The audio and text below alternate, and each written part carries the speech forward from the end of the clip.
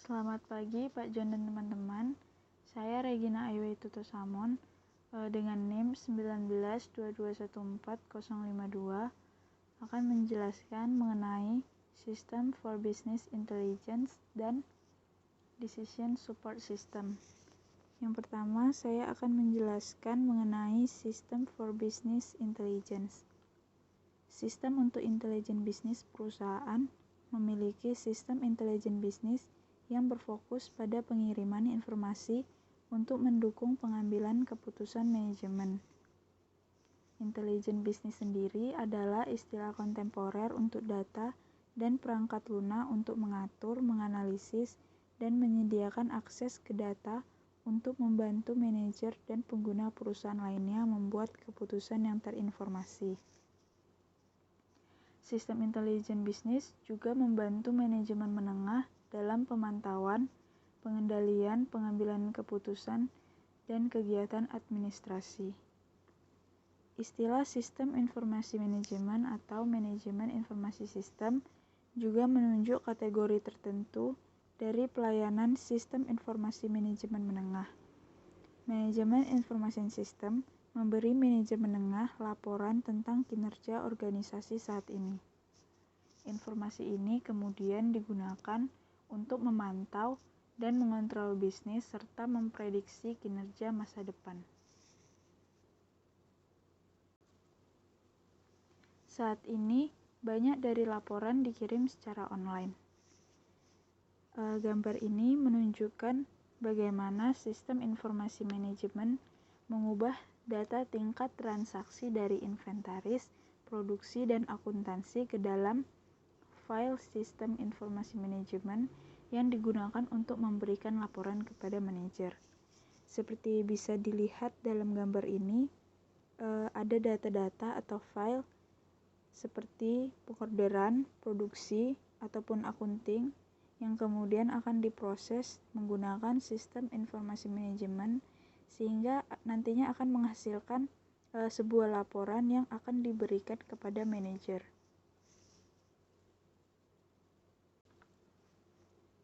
Nah, ini adalah contoh laporan.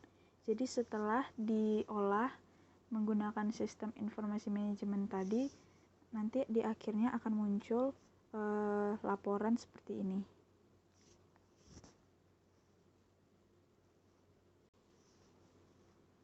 Berikutnya, saya akan menjelaskan mengenai Decision Support System atau sistem pendukung keputusan.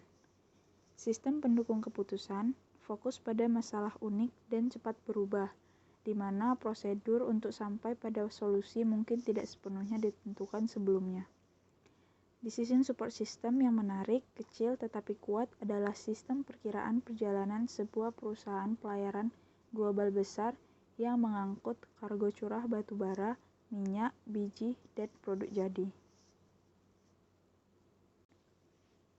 Contohnya, perusahaan memiliki beberapa kapal, menyewa kapal lain, dan penawaran untuk kontrak pengiriman di pasar terbuka untuk mengangkut kargo umum. Sistem perkiraan pelayaran menghitung rincian perjalanan keuangan dan teknis. Keuangan perhitungan termasuk biaya kapal atau waktu, bahan bakar, tenaga kerja, modal, tarif angkutan untuk berbagai jenis kargo, dan biaya pelabuhan. Detail teknisnya juga mencakup beberapa faktor, seperti kapasitas kargo kapal, kecepatan, jarak pelabuhan, bahan bakar, dan lainnya.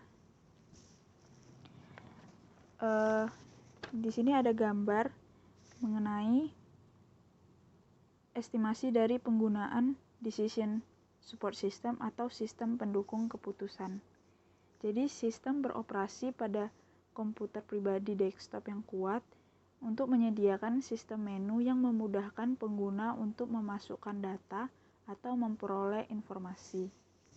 Contohnya ada data mengenai kapal, misalnya kecepatan atau kapasitas kapal, jarak pelabuhan, biaya bahan bakar yang digunakan, biaya penyewaan kapal, dan biaya pelabuhan yang kemudian data-data tadi dianalisis dalam suatu model database ke dalam satu komputer sehingga memudahkan pengguna untuk memperoleh informasi.